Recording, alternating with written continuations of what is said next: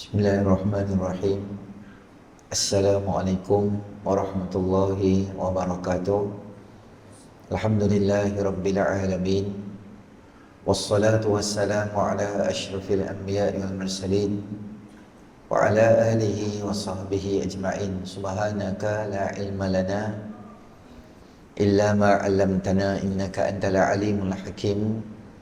Rabbi shrah li sadri wa yassir li amri wahlul 'uqdatam min lisani yafqahu qawli, amma ba'd. Kasih pada Fadilatul Imam, pengurusi ahli jawatan kuasa, tuan-tuan muslimin muslimat yang dirahmati oleh Allah Subhanahu wa taala. Pertamanya kita panjatkan kesyukuran kita kepada Allah Subhanahu wa taala kerana dengan limpah rahmatnya Allah Subhanahu wa taala beri kita sama-sama peluang berada di dalam majlis ilmu kita pada malam ni. Moga-moga kehadiran kita akan termasuk di dalam timbangan amal soleh kita nanti. Amin ya rabbal alamin. Tuan-tuan muslimin rahmati oleh Allah, di dalam bulan Rajab yang termasuk dalam bulan-bulan haram, bulan Rajab salah satu daripada bulan yang kita panggil sebagai bulan-bulan haram. Bulan haram ni ada 4: Zulqa'dah, Zulhijjah, Muharram, 3 bulan. Bulan 11, bulan 12 dan bulan 1 dalam Islam. Dan satu bulan yang jauh sikit, nama dia adalah bulan Rajab. Keempat-empat bulan ni ada nilai yang besar di dalam agama Allah Subhanahu wa taala. Kita panggil sebagai bulan haram.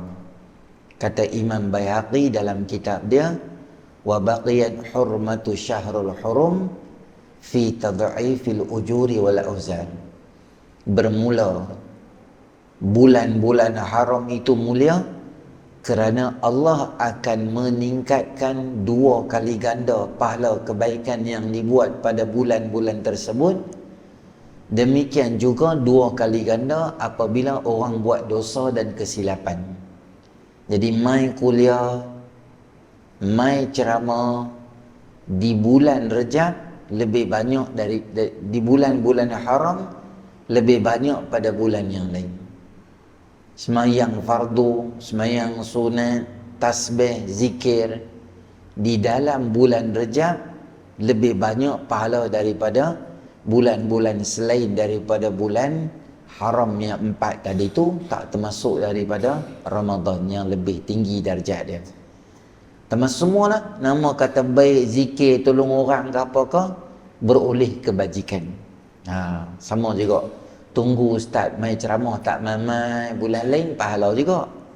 Bulan ni pahala lebih. Kalau maki ustaz mai lambat, contoh lah kan. Dia ni tak mai gini, contoh. Bulan ni pahala Allah bagi banyak-banyak. Dan bulan ni juga tuan-tuan muslimin rahmati oleh Allah, ada satu peristiwa yang saban tahun kita ulang, nama dia adalah peristiwa Isra' dan Mi'raj. Isra' dan Mi'raj ni dia adalah benda yang khariqul adah, benda yang di luar daripada kemampuan logik akal manusia. Dia bukan benda yang biasa, dia termasuk dalam mukjizat. Mukjizat dalam bahasa Arab maknanya apa? Asal daripada ajzun. Kan kita doa, Allahumma inni a'udzubika minal hammi wal hazan wa a'udzubika minal ajzi wal kasal. Ajzun tu maksudnya adalah lemah. Mukjizat ni maknanya apa? Apabila para anbiya alaihi salatu wassalam menunjukkan atau menzahirkan sesuatu mukjizat yang Allah beri kat mereka ni, para anbiya ni, maka orang yang berhadapan dengan benda tu akan lemah. Maknanya tak ada hujah. Dari segi bahasa tak boleh lawan, dari segi ilmu tak boleh lawan, dari segi logik tak boleh lawan. Semua benda, semua versi tak boleh nak berhadapan kerana lemahnya orang tu apabila berhadapan dengan peristiwa tu atau dengan benda tu lah. Nabi Musa dengan tongkatnya, Nabi Nuh alaihissalam selamat daripada banjirnya, Nabi Sulaiman, Nabi Daud dengan keupayaan melembutkan besinya, bercakap dengan binatang, burung dan sebagainya. Semua tu benda-benda yang manusia tak boleh buat, di luar daripada kemampuan manusia.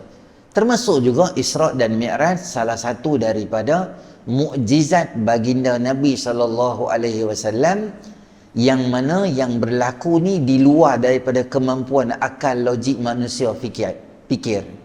Kerana semua perjalanan tu berlaku dalam masa yang sangat ringkas dan padat, dan Allah Ta'ala sebut dalam lailan, diletakkan sebagai nakirah umum di situ, menunjukkan bahawa masa itu bukan sepenuh-penuh malam, tetapi sebahagian daripada malam sahaja. Sebahagian daripada malam, kesemuanya, kerana masa ni dia adalah milik Allah Subhanahu Wa Taala. Masa ni dia milik Allah. Saya beritahu kat tuan-tuan, dalam surah Al-Kahfi, Allah Subhanahu Wa Taala bagi beberapa orang pemuda Ashabul Kahfi ni, mereka masuk dalam gua, mereka tidur dalam gua tu dalam tempoh yang lama. Ni cek depan ni, cek nama apa? Ni baju biru ni, kamulah, nama apa? Kamulah, I'm talking to you. Syaril tahu tak Ashabul Kahfi? Tak tahu, tak kenal. Dia tu belah lah, macam dia duduk belakang dia boleh selamat. Baju koko tu, tepi-tepi sikit dia nak jawab, tepi-tepi bagi muka dia jadi glamour, jadi live malam ni. Cek nama apa? Lari pi mana? Duk setui ya. Orang boleh cari kat rumah. Nama apa? Hakim. Akif. Tahu tak Ashabul Kahfi tidur berapa lama? Tak tahulah. Kamu tahu tak kamu tidur berapa lama? Kamu sendiri kamu tahu apa tidur lama? Tahu. 309 tahun. Masa dia lari masuk dalam gua dan duduk dalam gua tu 309 tahun, yang luar biasa dan hebatnya. Di luar gua, tuan-tuan muslimin rahmati oleh Allah, di luar gua waktu berdetik, bergerak, tetapi detikkan waktu yang sama dikunci oleh Allah di dalam gua, menyebabkan mereka ni kulit mereka 309 tahun tak bergerak, tak tua, kening, rambut, badan, lapak, usus, pergerakan badan manusia tu dikunci. Maknanya apa saja benda yang berlaku di dalam tu dipauskan oleh Allah, di luar tu digerakkan masa, sehingga khalifah, tukar, raja, macam-macam dah tukar kat luar ni, tapi dalam tu seolah-olah siapa pun tak nampak, projek pun tak lalu, projek perumahan tahun tu macam orang tak tahu apa benda di situ. Kerana masa tu adalah milik Allah Subhanahu Wa Taala. Orang yang mati zaman Nabi Allah Musa alaihissalam, tempoh dia akan rasa dalam kubur, kalau dia baik, dia macam sembahyang 2 rakaat sahaja. Walaupun hang mati 4 jam lagi nak kiamat, atau hang mati dalam keadaan yang pendek masa dekat dengan kiamat, tapi hang orang tak baik, hang akan rasa tempoh azab kubur yang sangat lama.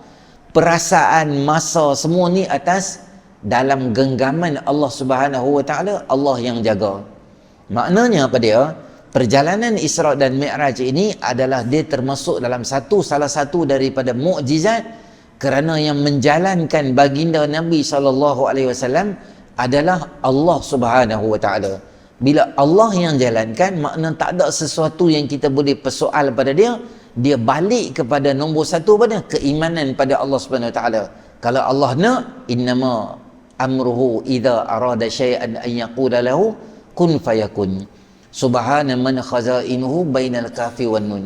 Maha suci Allah yang seluruh khazanahnya terkumpul di antara 2 saja huruf, kaf dan nun. Apa dia? Kun fayakun. Bila Allah kata jadi, benda tu akan jadi. Kerana Allah Ta'ala ni tak memerlukan kepada sesiapa pun nak tanya apa-apa dah pada dia, melainkan manusia kena tanya.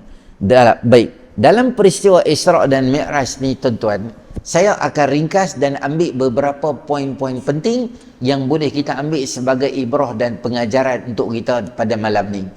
Yang pertama, sebelum baginda Nabi SAW nak pi jumpa Allah Subhanahu Wa Taala, Jibril alaihissalam datang, buka pintu dan bagi tahu kita akan berjalan.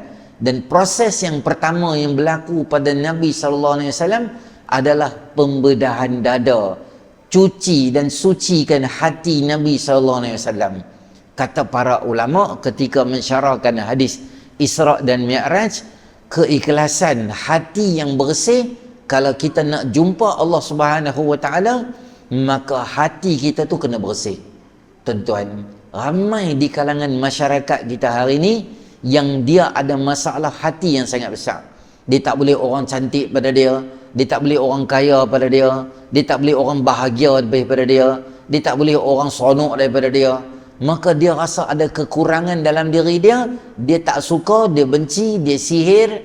Orang-orang yang ada perasaan macam ni di dalam hati dia, maknanya orang ni dia ada halangan-halangan nak menuju pada Allah Subhanahu Wa Taala.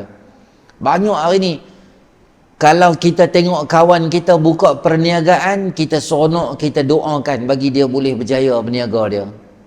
Kalau kawan kita baru kahwin, kita doa kat dia supaya perkahwinannya tu akan kekal dalam kebahagiaan.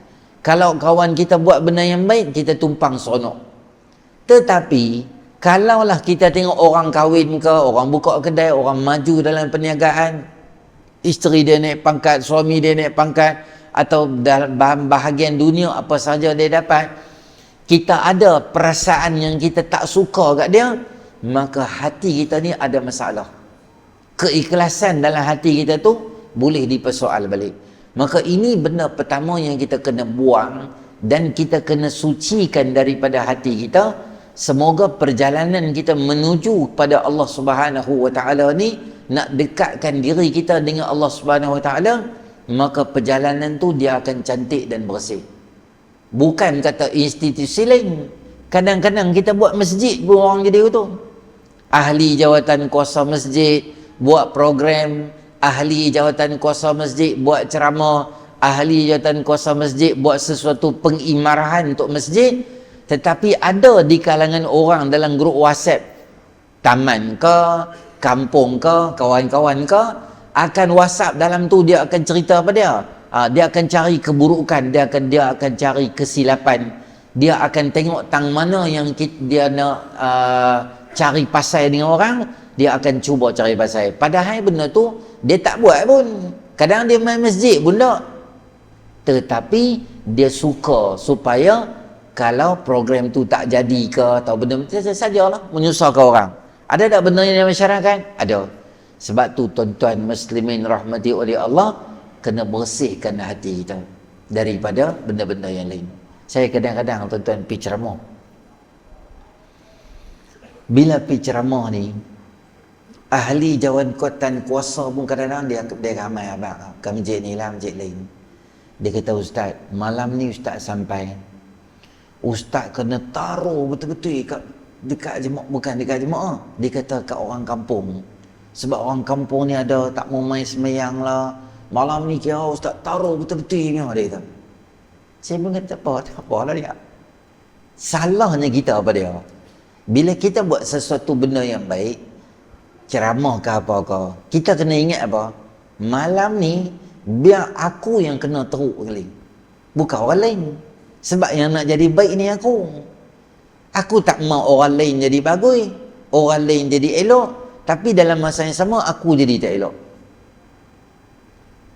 Bukan masjid ni lah, setengah masjid kadang-kadang orang buat ceramah, ahli jawatan kuasa dia main, tolak meja, buka semua-semua meja semua, lepas tu dia hilang, tak tahu pergi mana, masuk dalam pejabat, bancur kopi lahat dengan kopi janda, cicah biskut Jacob, lagi isyak dia main. Okey ustaz, semua okey ya, sembah ya, okey boleh azan ya. Dia pun qomat tu, dia pun azan gitu.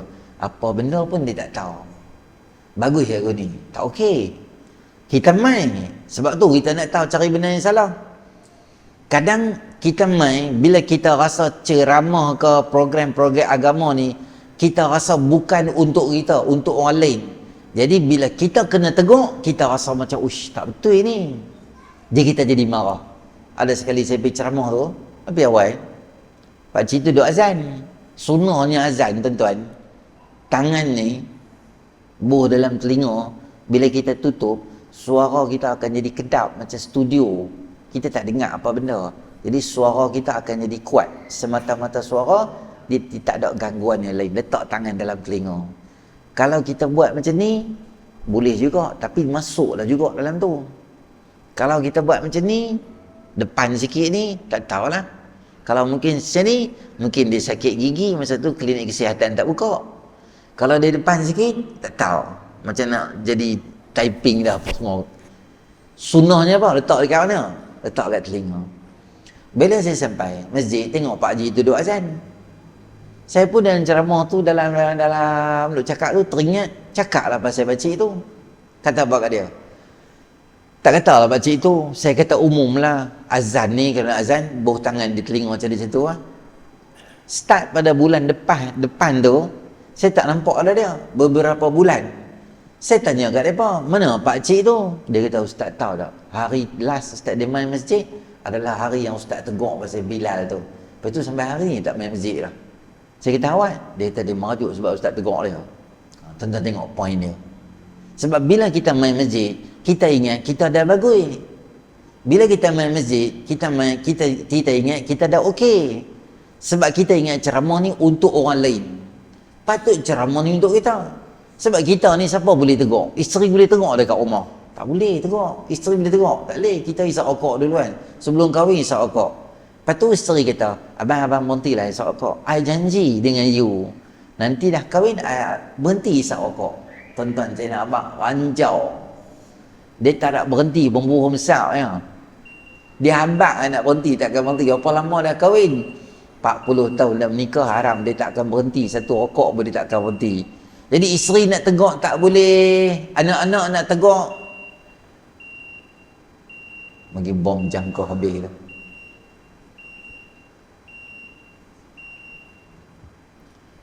Anak-anak kalau nak tegur boleh tak? Tak boleh juga. Bapa ni, cikgu abang kata rokok tak bagus. Tak lagi bapa dia mengamuk kat dia lah nak tegur. Yang nak tegur ni siapa? Ustaz-ustaz lah. Dia main masjid, kita tegur lah.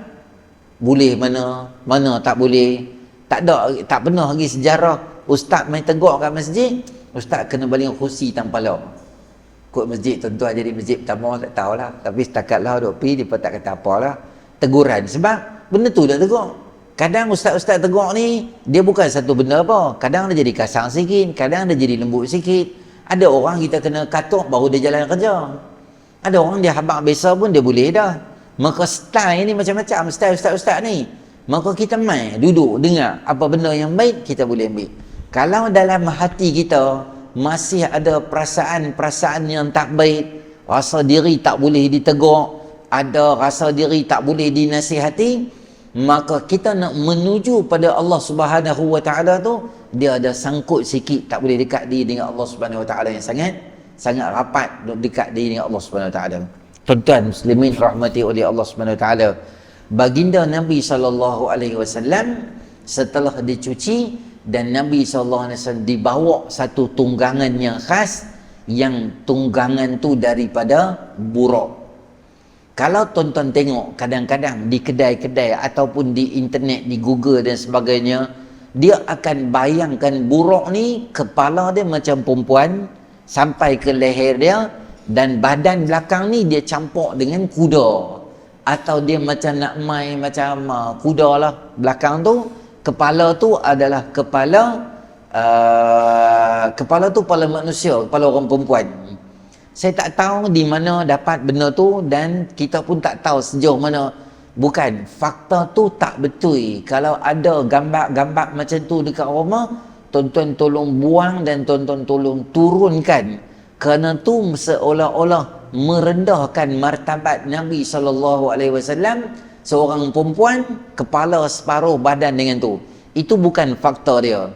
Fakta dia adalah, dalam hadis sebut, burung ini binatang tunggangan Nabi SAW yang khas, yang apabila dia punya perjalanan ni maddal basar, sejauh mata memandang sampai panjang ke mana, sampai panjang tu kaki dia boleh bergerak, kaki dia boleh bergerak.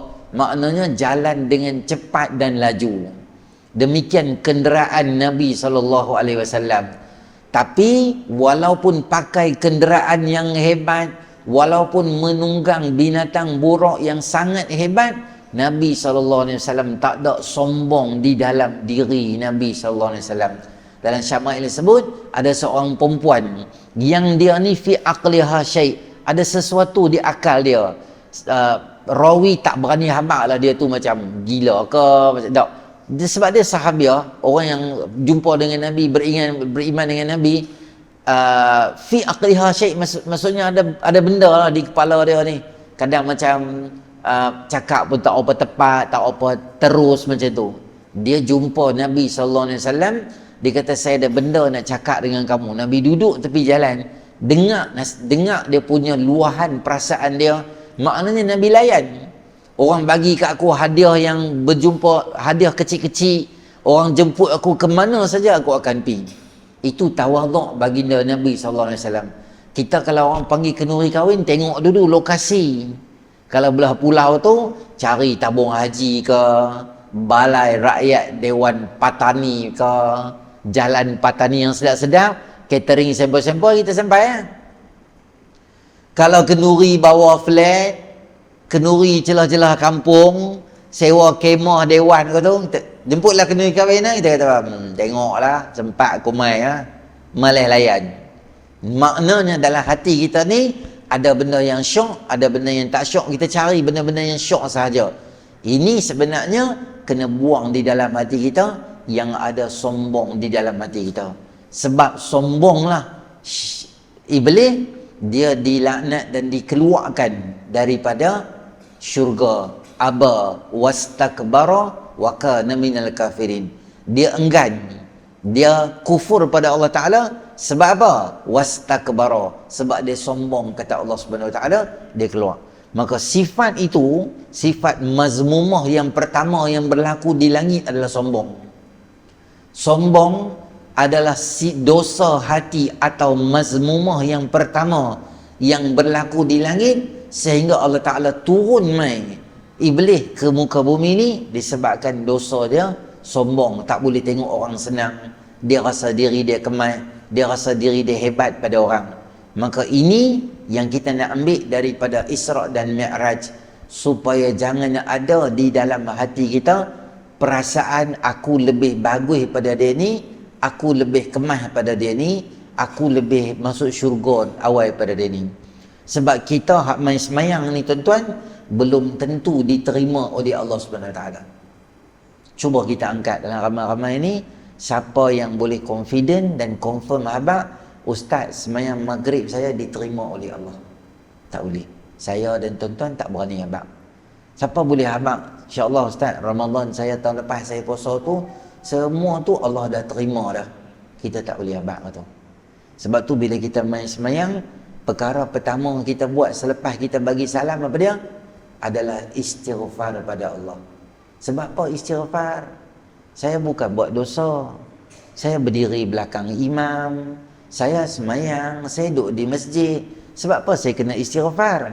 Sebab tu kita tak tahu ibadah kita diterima ke tak. Mungkin dalam semayang kita rasa sombong, mungkin dalam saf ramai-ramai kita rasa kita bagus. Sebab apa? Aku rasa aku bagus sebab janggut aku lebih banyak pada orang. Aku lebih bagus dalam masjid ni sebab jubah aku lebih elok pada orang.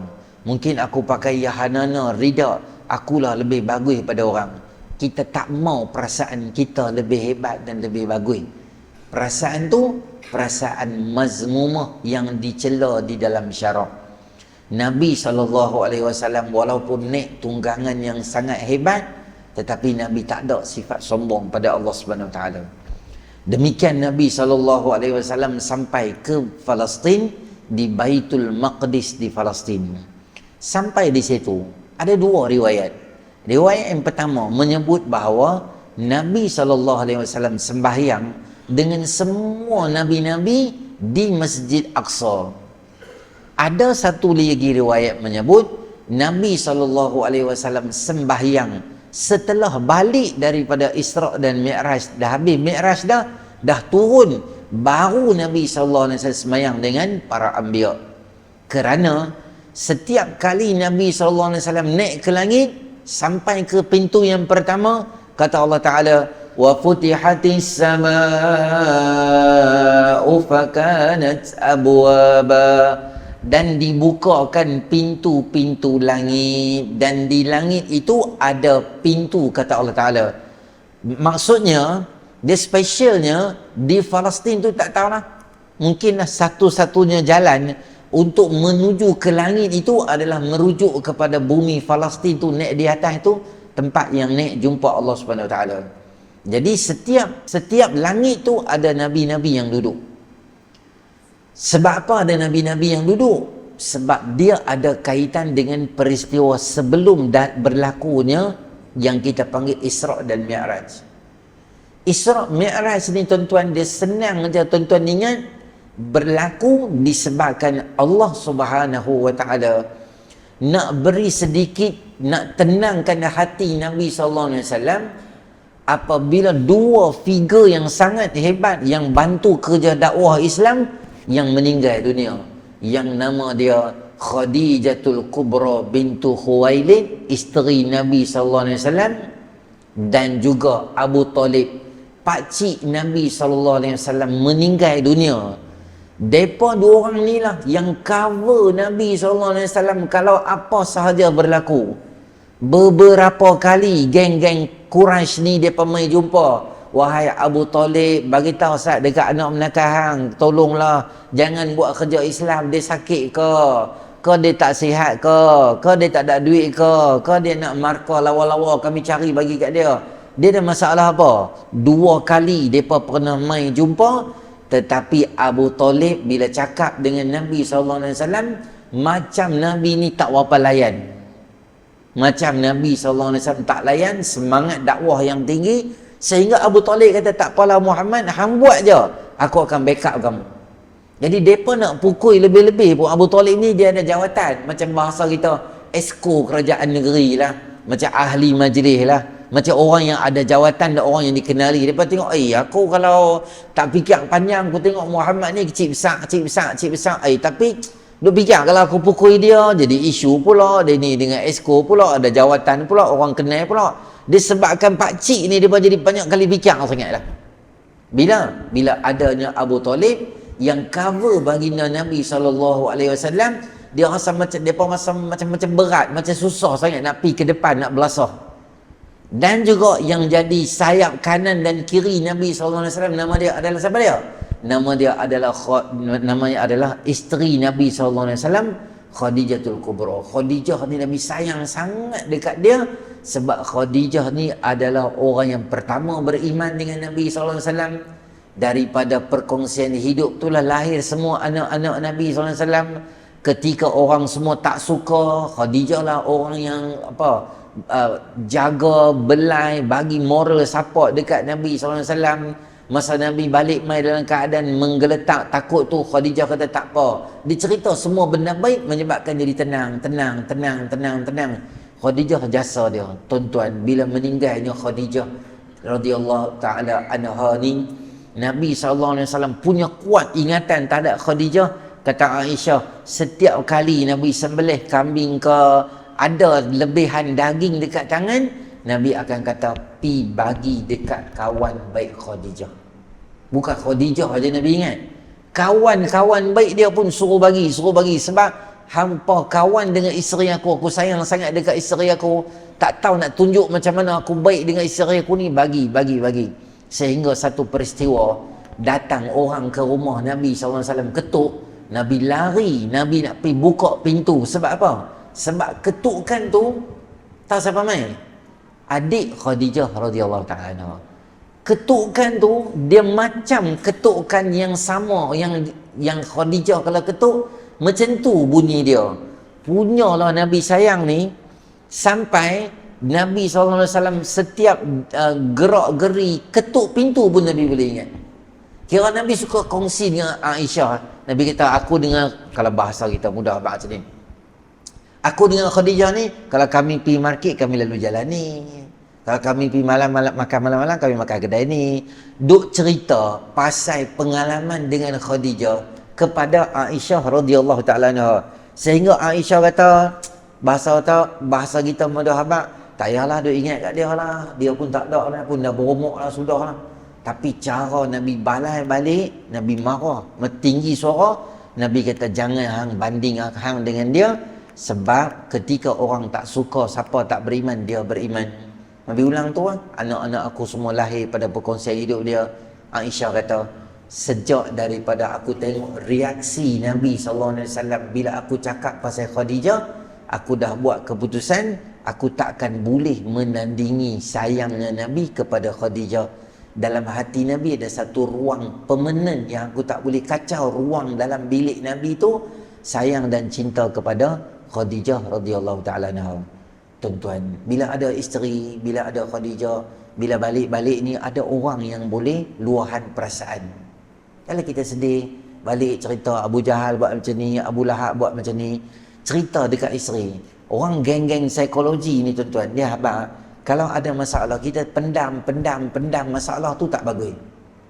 Cari orang, kita cerita masalah tu. Walaupun masalah tu tak selesai, tetapi kurang-kurang ada orang, ada pendengar yang baik, yang boleh bagi pandangan. Yang paling bagus adalah apa? Qala innama ashku bathi wa huzni ila Allah. Aku mengadu segala kesusahan dan kesedihan aku kepada Allah Subhanahu wa ta'ala. Mengadu maksudnya luah, jangan tinggal benda dalam hati tu. Semua benda tu Nabi buat sampai bila? Sampai adanya Khadijah. Kira balik-balik letih-letih tu, bolehlah lengur-lengur kaki, minyak gamat Langkawi ke apa boleh lumur. Ada orang nak urut-urut belakang sikit, bancu ayak bila letih. Tetapi bila tak adanya Khadijah tuan-tuan, Khadijah ni dia level dia orang, dia business woman yang besar.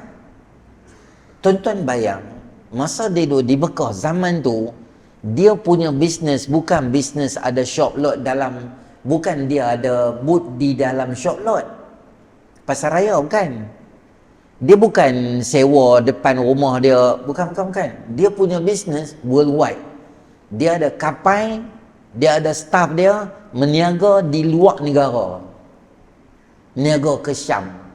Kalau bahasa kita, ambil barang pergi jual dekat Hanoi, naik kapal laut pergi jual dekat Bangkok, naik kapal laut pergi jual dekat Indonesia, Sumatera. Maknanya bisnes tu luar negara. Dia business woman yang sangat berjaya dan ada nama, orang kenal, orang tahu, orang kenal dia.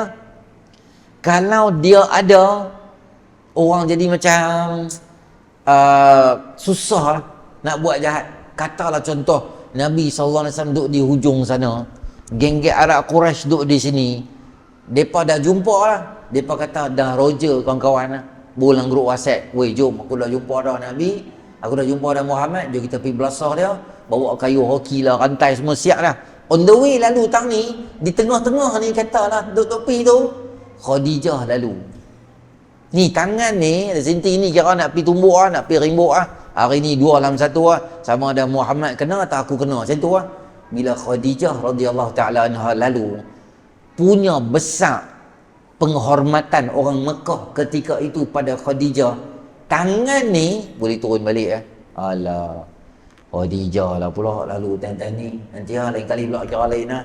Lagi tapi kena tarik balik saja gitu ya. Tak jadi. Tadi tu nak belasah sangat dah. Tak jadi belasah sebab apa? Sebab orang yang kita hormat sangat ada di hadapan mata. Sekarang ni siapa dia? Alah, siapa ulama-ulama ke apa kita tengok, alamak dia ni dia ada tadi macam sebab salah pula. Tak payah. Tak jadi ya. Tak sampai hati nak pukul-pukul depan dia. Dia ni orang baik dia tu. Demikian Khadijah. Tetapi meninggalnya Khadijah dengan Abu Talib ni tuan-tuan, menjadi satu pesta untuk mereka. Macam Nabi sedih lah. Awak dah, aku ni nak buat baik ke hampa, yang hampa marah aku buat apa? Wahai Allah, bukankah aku ni nak bawa mereka selamat daripada api neraka? Wahai Allah, tak adakah orang kat muka bumi nak hibur, nak apa? Nak faham apa yang aku nak buat? Bukan aku nak marah mereka, aku nak bawa mereka masuk syurga. Awak orang kat dunia ni, kat dunia ni orang tak mau. Maka Isra' dan Mi'raj berlaku ketika itu atas dua alasan utama. Yang pertama, wahai Muhammad, kamu ini Nabi, duta aku kat muka bumi, orang harapan aku, kamu kekasih aku. Kamu pengharapan kamu dengan aku, bukan pengharapan kamu dengan isteri, dengan manusia. Tak kiralah isteri ke pakcik ke, mereka manusia.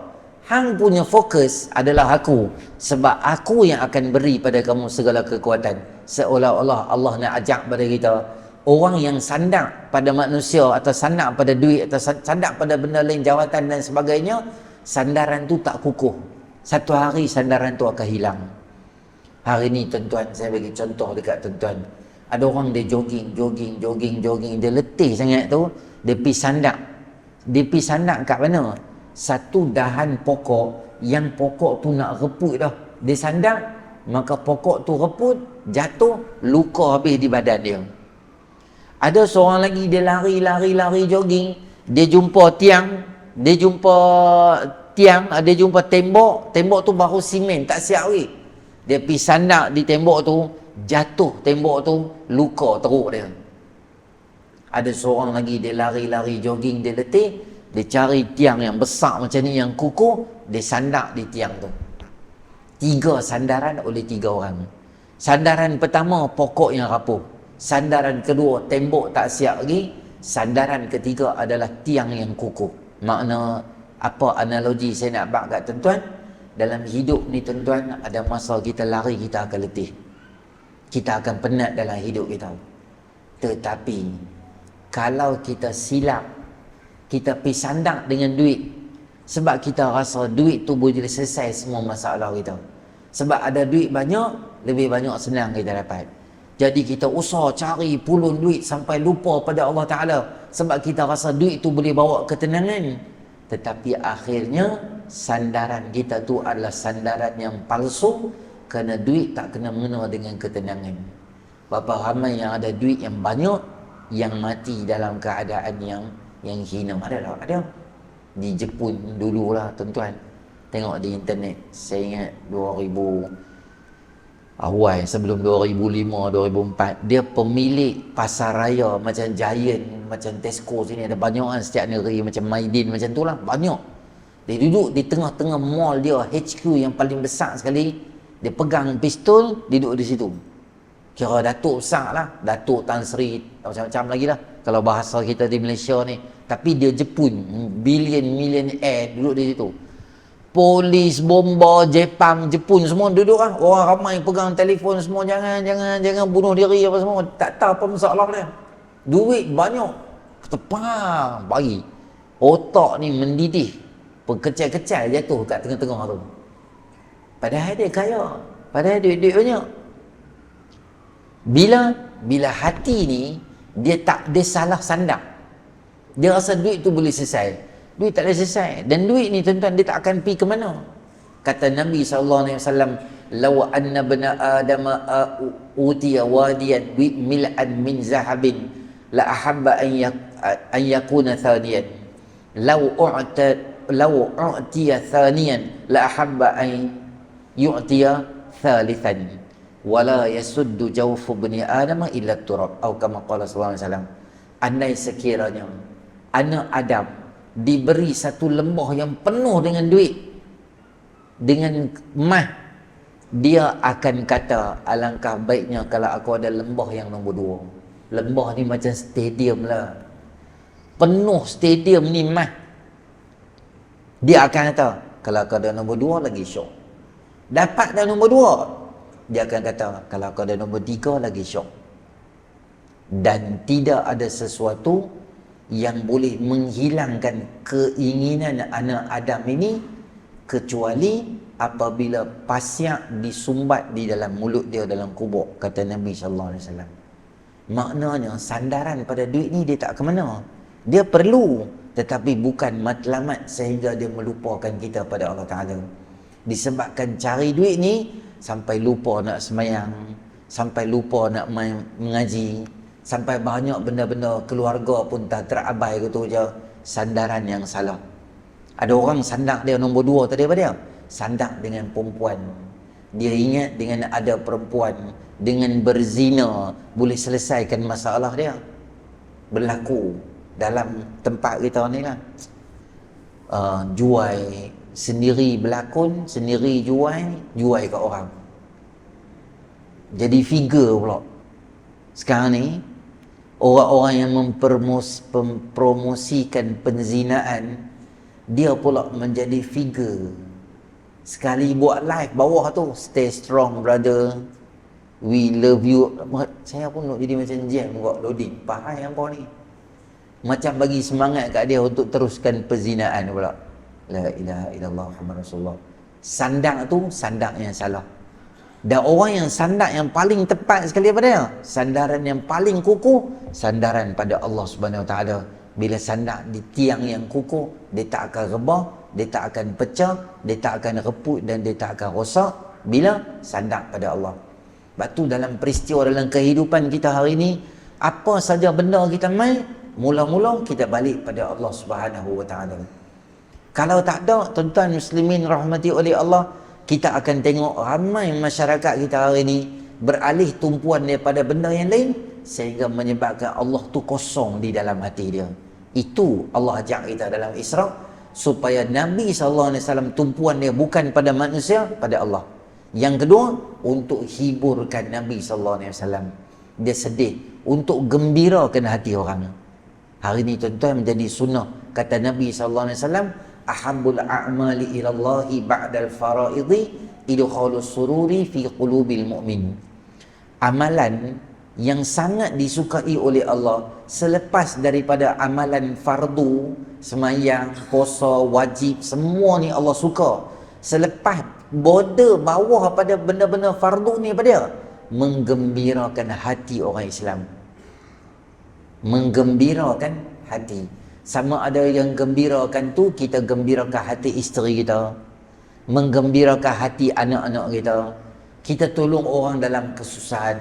Apa saja benda baik yang kita boleh buat, yang boleh menyebabkan orang jadi seronok, maka perkara tu adalah sunnah yang sangat besar, yang hari ni kadang-kadang kita terlupa nak buat benda tu.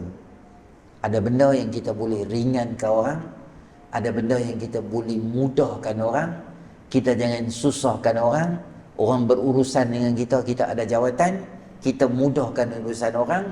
Kita ada kewangan, kita boleh bantu orang, kita bantu orang mana yang patut, mana yang boleh. Kerana kesemua tu termasuk dalam benda yang menggembirakan hati orang. Allah Subhanahu Wa Taala menggembirakan hati Nabi SAW dengan bawa Nabi pada Mi'raj. Demikian kalau kita dengar orang baby baru beranak, kata Allah Ta'ala, فَبَشَّرْنَاهُ بِغُلَامٍ حَلِيمٍ. Kami beri berita gembira padanya dengan kelahiran baby. Nabi Allah Ibrahim AS diberi berita gembira lahirnya Ismail AS. Sunnah bila kita dengar orang dapat baby, dapat anak, dia seronok bila dapat anak, maka sunnah kita menggembirakan dia.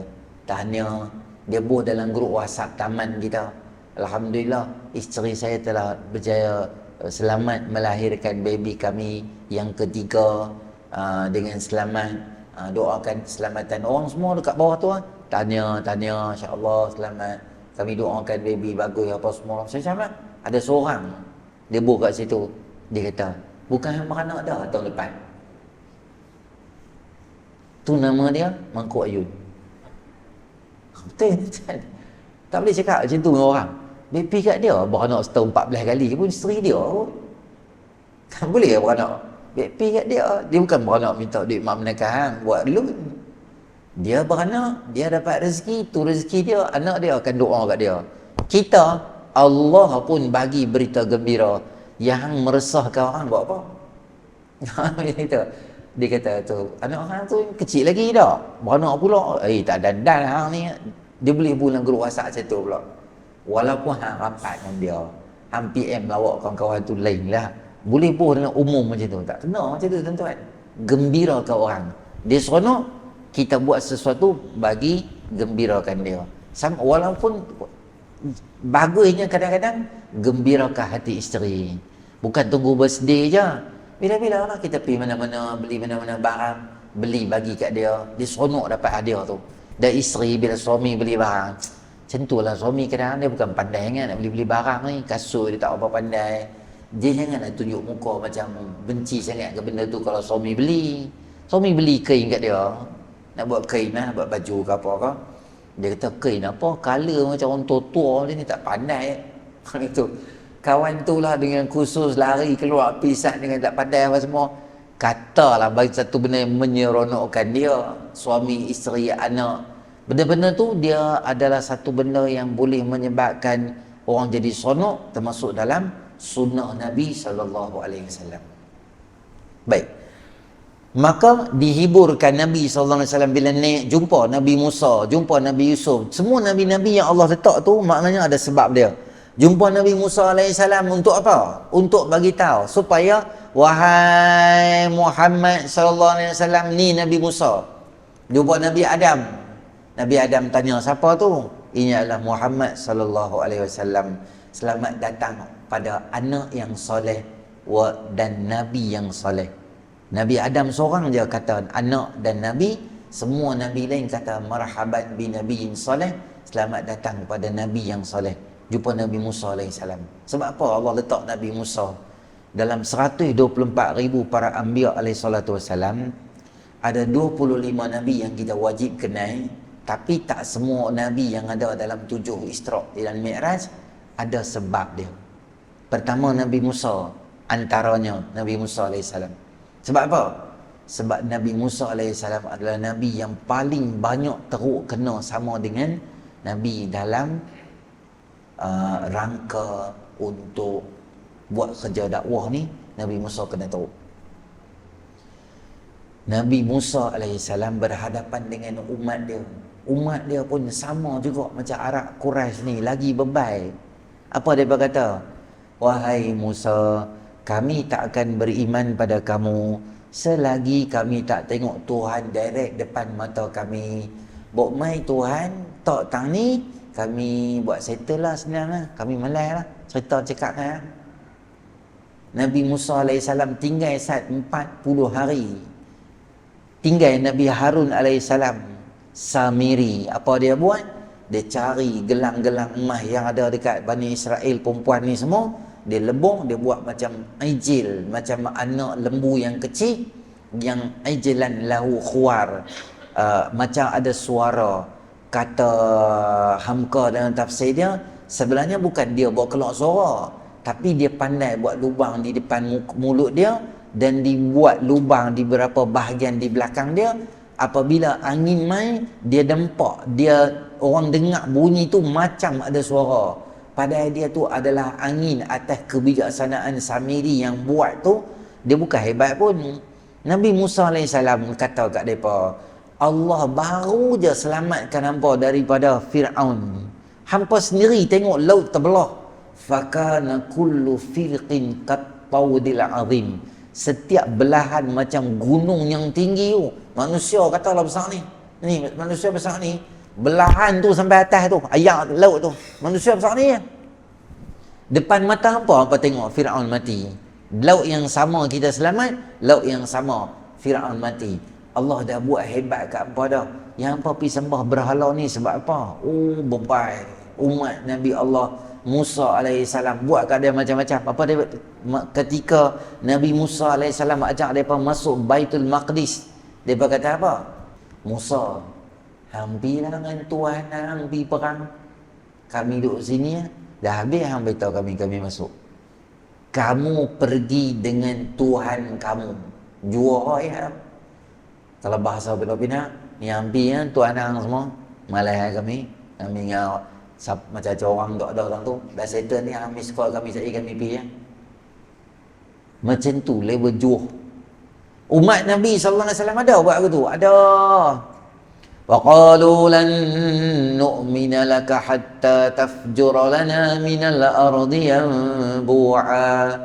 Wahai Musa, wahai Nabi SAW, kami tak akan beriman dengan kamu selagi mana kamu tak bawa keluar ayak daripada bawah tapak kaki kamu. Wahai Muhammad, Kami tak mau cerita Nabi Ismail, Nabi Ibrahim bawa keluar Zam-Zam, kaki. Kami tak mau, kami semua cerita lama. Sejarah ya tah ya kedua kami pun tak tahu. Lah macam ni Muhammad, tempat hang diri ni wa qalu lan nu'mina laka hatta tafjura lana. Boleh tak hang bawa keluar daripada tapak kaki hang sekarang ni untuk kami, hang hentak ke hang buat apa ke aku tak tahu lah. Tapi kami nak ayak daripada kaki hang. Sekarang kami tunggu hang bawa keluar ayak, kami tengok. Kalau betul, kami ikut cakap. Jenis demand direct terus macam tu ya. Umat siapa? Umat Nabi SAW. Bila Nabi tengok umat Nabi Musa, Nabi rasa apa? Nabi rasa, oh, dalam kerja dakwah ni memang macam ni. Bukan umat aku je yang panggil pelik ni. Nabi Musa pun Nabi sama jawatan dengan aku, dia kena teruk juga untuk Islam ni. Okeylah. Maknanya kalau buat kerja agama ni, kalau berhadapan dengan kesusahan itu normal. Setakat pakcik aku meninggal, setakat isteri aku meninggal, okeylah. Benda tu memang sebahagian daripada benda nak mendewasakan, nak staminakan iman aku. Nabi boleh faham macam tu. Naik atas jumpa Nabi Allah Yusuf AS. Yusuf AS apa makna dia? Yusuf AS, siapa tak suka dia? Abang dia tak suka kat dia. Tampak kepala dia. Hamka dan tafsir kata umur dia 12 tahun. Mereka berbincang Nabi Yaakob, kata nak bawa keluar sikit pada rumah, tak nampak kan, pakai tampak kepala. Apa pasal ya, bapak tak suka kami. Sepanjang dalan tu duduk belasah dia. Tolak dan telaga. Buruk tepi jalan. Ada orang main ambil jual berniaga. Oi, adik-beradik dia sama duduk dengan dia, sama bapak dengan dia. Buat nayang kat dia, orang Pulau Pinang kata buat pedajai dia sungguh-sungguh. Bila Nabi SAW tengok Nabi Yusuf, oh, aku ingat adik-beradik aku seorang yang tak suka kat aku. Aku tengok pakcik aku, Abu Lahab, dia boleh baling kayu apa semua, tak suka kat aku. Maknanya kalau hang buat kerja Islam, penentangan tu datang daripada family, itu biasa. Hang buat kerja Islam, penentangan tu datang daripada orang kampung hang, itu biasa. Tuan-tuan buat ceramah orang kampung tak main, itu biasa. Tuan-tuan buat ceramah adik-beradik kita tak main ceramah kat Masjid Surau, itu biasa. Jangan risau. Memang mana-mana tuan-tuan pergi sentuh lah. Saya tanya pengurusi macam mana, dia kata tak ada saya, kampung kami tak depa tak mau main. Tu budak yang main ni semua geng-geng luar ni. Saya kata tahu. Haji tahu, dia kata saya, kampung kami tak ada orang, budak-budak muda semua tak ada, tak tahu pergi mana. Saya tak ada. Cuba Haji buat kambing golek. Saya kira dia main. Mesti main. Han nak tahu kampung ada tak ada orang, han buat kenduri. Kenduri kahwin buat kat masjid. Han tengok macam lipas kena spring reset dia keluar main. Pengurusi tu kata, ya Allah, ramainya budak-budak muda kampung aku tak tahu ni. Ramai lah, sebab ada sekolah menengah, ada sekolah rendah. Mesti ada budak. Budak tu mesti duduk kampung kita ke? Ada. Cuma mereka tak main. Jangan risau dan jangan sedih kalau kita buat kerja Islam, orang buat nanya kat kita, jangan risau. Kita pegang pengerusi AJK, ahli jawatan kuasa, orang cakap lebih kurang bab agama. Yang cakap tu kadang-kadang orang agama juga. Yang cakap tu kadang-kadang geng tak main sembahyang. Yang cakap tu kadang-kadang orang kampung juga. Jangan risau. Sebab apa? Sebab itu adalah biasa dalam kerja Islam. Kerja Islam dia tak boleh manja macam agak-agak gitu. Dia kena jadi macam pensel. Dia lagi sharp, lagi tajam. Bakar besi, lagi katok. Besi tu tak ada nilai, dia akan jadi pedang, jadi kuat. Biasa untuk Islam ni dia kena katok. Untuk Islam ni kena paku. Untuk Islam ni kena sharp, kena tajam, kena luka. Baru dia jadi kental. Nabi SAW ada mengadu dalam dakwah ni semua bila? Sebelum Isra Mi'raj. Balik Isra Mi'raj tuan-tuan, tak ada satu riwayat kata Nabi macam tak larat, letih, ada jiwa-jiwa lemah, tak ada. Nabi main perang, lawan, tak puas hati, fight, semayang, tak ada dah. Sebab apa? Keyakinan penuh pada Allah SWT. Lepas tu Nabi ajak pada kita, Imam Nawawi dalam kitab dia Al-Azkar, kalau kita buat program masjid, pegang surau orang tak mai, penentangan macam Nabi, susah, payah dan sebagainya, saya ajak kat tuan-tuan doa yang diajak oleh Nabi SAW yang disebut oleh Imam Nawawi dalam Al-Azkar, bab apa yang disebut ketika orang tu berada dalam keadaan sedih. Baca ayat terakhir daripada surah At-Taubah. Fa in tawallaw, ayat penuh dia fa in tawallaw. Fa in tawallaw faqul hasbiyallahu la ilaha illahu alaihi tawakkaltu wa huwa rabbul arsyil azim. Tapi Nabi suruh kita baca hasbiyallahu la ilaha illa huwa alaihi tawakkaltu wa huwa rabbul arsyil azim. Berapa kali baca? 7 kali lepas subuh, 7 kali lepas asar. Ada orang dia PM dekat saya, dia kata kat saya, "Ustaz, mak mentua dia tak suka kat dia." Anak 2 orang. Bila dia balik kampung, mak mentua dia asyik-asyik, lelaki suami. Mak mentua dia cari pasal dengan dia. Ada je benda tak betul yang ni apa semua sat-sat dia tahu. Saya rehat sikit kat TV, dia kata suami tak guna. Macam-macam dia kata. Saya jadi penat lah Ustaz, saya tengok balik dengan mak mentua saya. Saya pun kata lah kat dia, tak apalah, hang baca benda ni. 7 pagi, 7 asar. 2-3 hari lepas saya jumpa dia. Dia kata, "Ustaz," dia pegang tangan saya, "Terima kasih Ustaz," dia kata awak. Saya kata, "Faham?"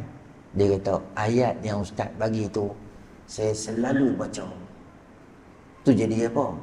Miracle Ustaz. Keajaiban berlaku dalam hidup saya. Saya daripada mak mentua saya pandang saya hina sebelah mata dengan adik-beradik semua.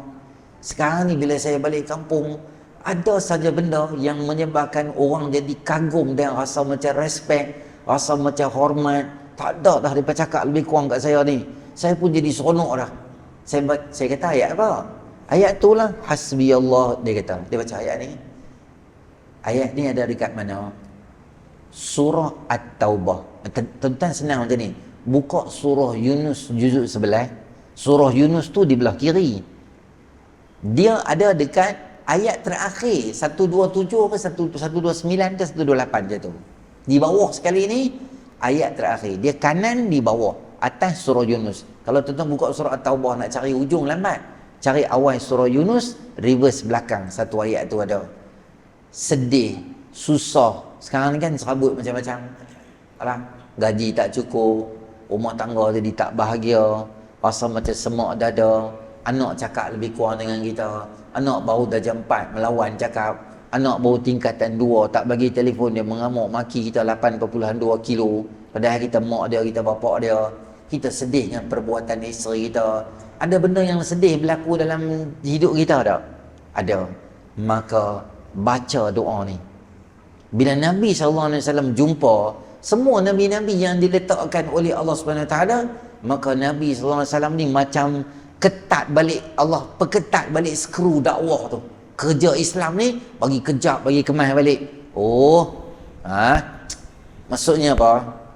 Biasalah, susah ni biasa, adik-beradik tak suka. Okey, mood tu bertukar lah. Mood tu macam ready nak terima susah. Kita ni tuan-tuan kalau jumpa orang susah sama-sama kita jadi macam semangat sikit kot. Contoh kena ranjau umrah kan, kata pun ranjau emas sekarang kan isu banyak, siapa masuk dalam pelaburan emas kena ranjau betul. Kita pergi balai polis 3-4 orang pergi buat laporan sebab ada satu pelaburan dia ranjau kita. Kita pun keluar daripada tu, ada 3-4 orang duk sembang kat luar, muka pun sama bara macam kita juga. Kita kata dia, ada apa ni? Dia kata, kami lah, orang ajak dia ni, dia ambil duit kami, dia buat pelaburan palsu semua. Aku jumpa aku terajang dia. Kita tanya kat dia, siapa? Dia abang nama sekian-sekian. Kita kata, hampa pun kena, kami pun kena. Orang ajak tu, kita pun tambah. Orang Pulau Pinang kan, kali amput, maki pula lagi. Sama-sama geng pula, buat macam. Jadi kita ni dalam keadaan serabut. Bila kita jumpa kawan yang sama serabut dengan kita tu, dia jadi macam tenang sikit tau. Kita kata, hampa jangan biar, hampa lah pergi masuk buat laporan polis semua.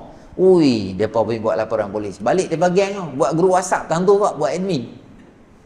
Sama-sama susah, sama-sama kena ranjau. Jadi ada orang, maknanya tengok Nabi-Nabi ni, okey, kerja Islam ni bukan kerja yang senang. Kalau aku buat kerja susah sikit, itu biasa.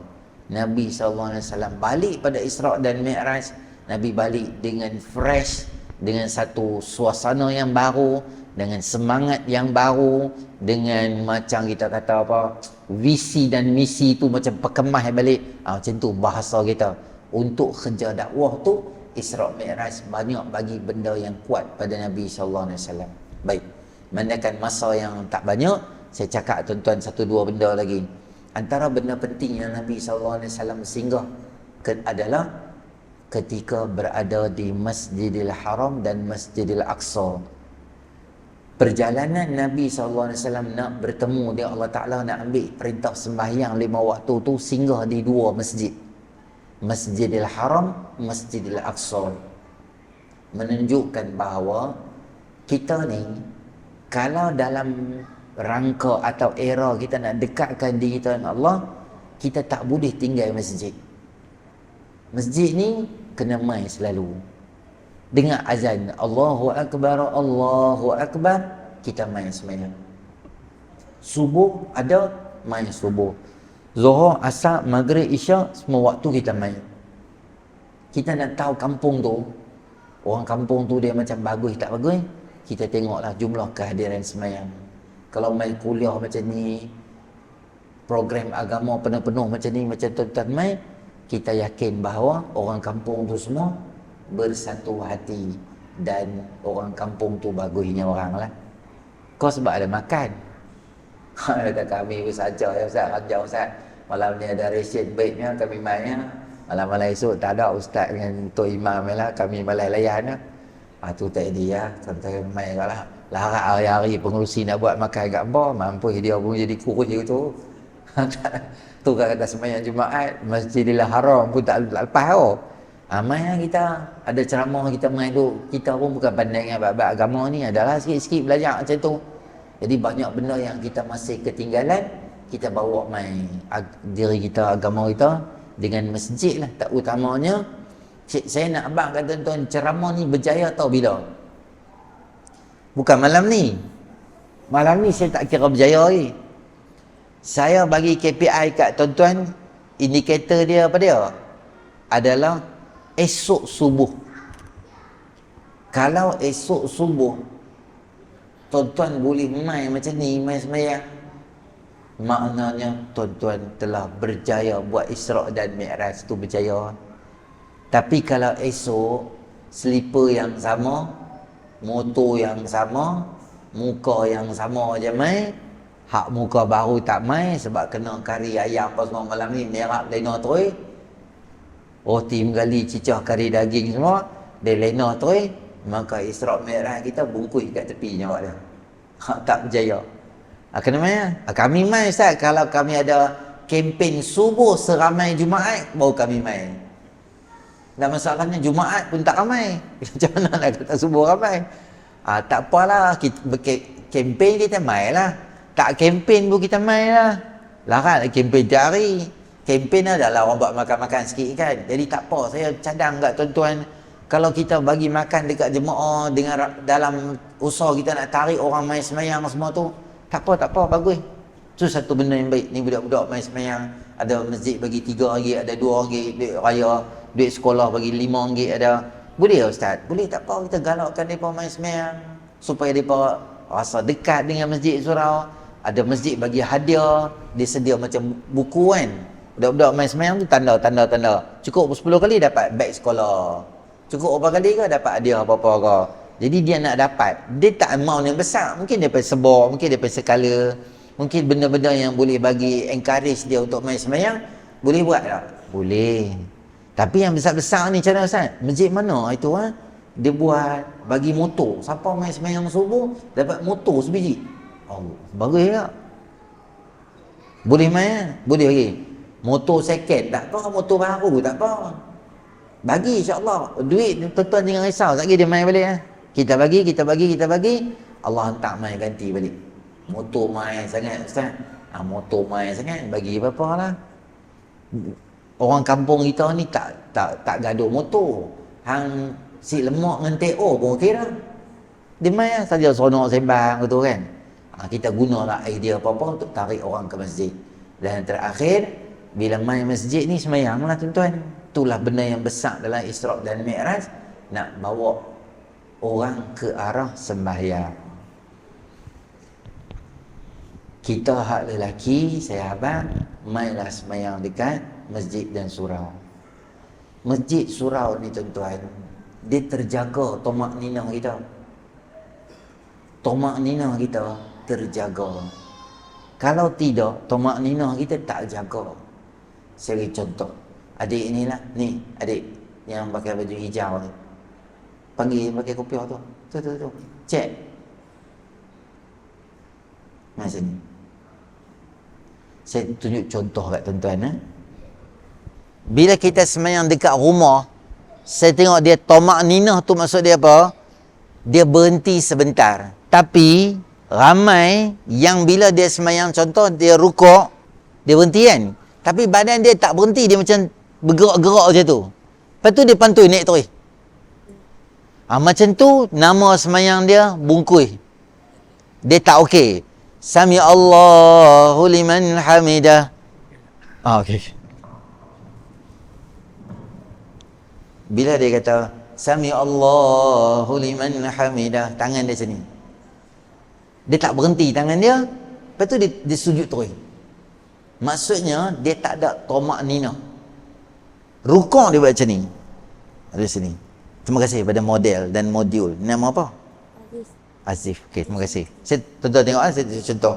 Dia rukuk macam ni. Allahu Akbar. Dia gerak badan tau. Dia tak berhenti.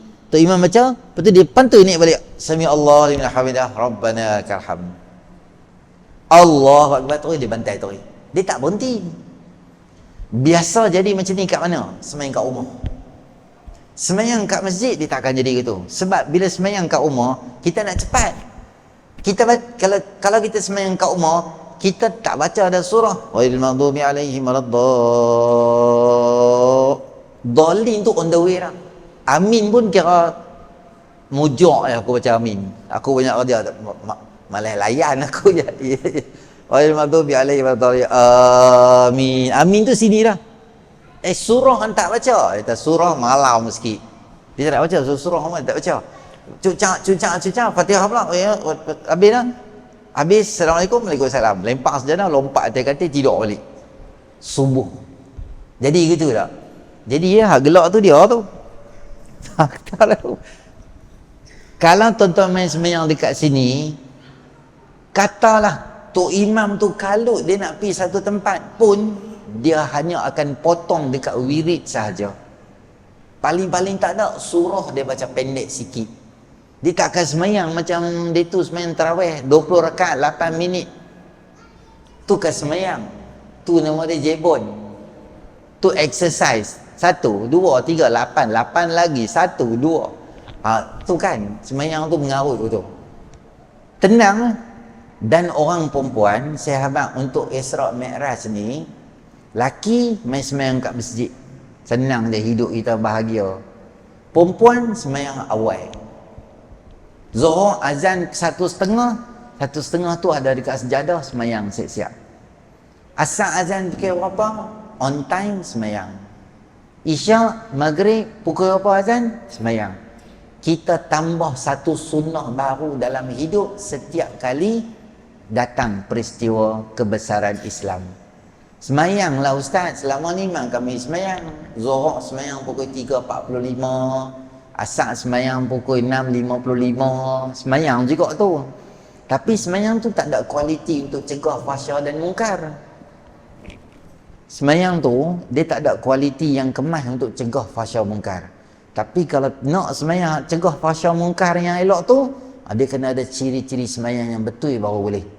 Maka Isra' Mi'raj ajak kita, laki saya nak abang, semua jenis main masjid surah, subuh esok lah. Ni adik-adik kita ni hampa boleh. Subuh esok hampa main boleh? Boleh hampa slow tak dengar. Boleh ke subuh esok? Kuat sikit, boleh ke tak boleh subuh? Boleh lah. Kalau anak-anak boleh, kita sap-sap boleh juga lah. Muslimat belakang sama juga lah. Muslimat tak tahu apa jadi belakang, tutup terus semua. Kau lena terus dalam belakang tu. Tidak tepa kawan tu main WhatsApp ke apa tak tahu dah. Jadi itulah beberapa benda yang boleh kita cakap berkaitan dengan Isra' dan Mi'raj malam ni. Termaaf sangat terlambat ambil masa tuan-tuan yang panjang pada malam ni. Saya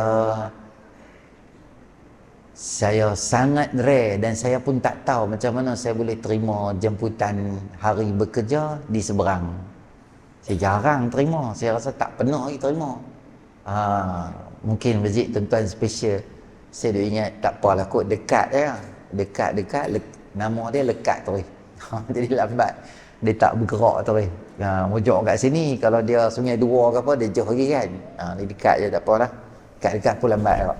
Tambah banyak-banyak moga ada kebaikan atas pertemuan kita pada malam ni. InsyaAllah ada rezeki, ruang dan peluang kita akan bertemu dalam siri-siri akan datang nanti insya-Allah. Jadi saya serahkan balik majlis kita kepada Al-Fadhil Tuan Imam yang mulia